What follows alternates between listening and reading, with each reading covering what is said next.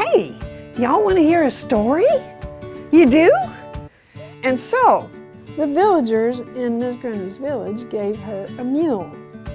And his name was Will, and that was short for Strong Will, don't you see? Because Will, it wasn't that he was so physically strong, it was that he was stubborn. He was the most stubborn mule you could ever hope to meet.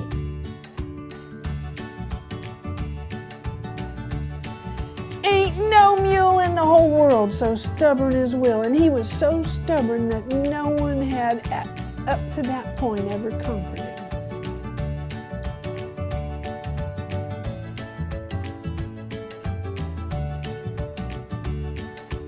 Miss Grundy was determined to conquer Will.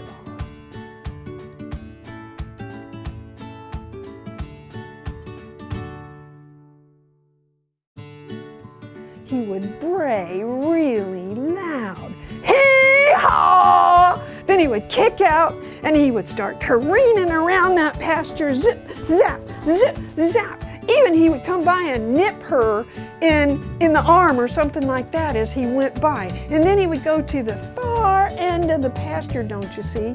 And he would roll around in the dust or the dirt and get himself all filthy. He would run off into the prairie, don't you see? Lickety-split, just like that. He'd go as fast as he could. And old Miss Grundy would have to hang on for dear life, and it's a good thing she was a good rider. Off they'd go across the prairie, and he would not stop until he felt like it, don't you see?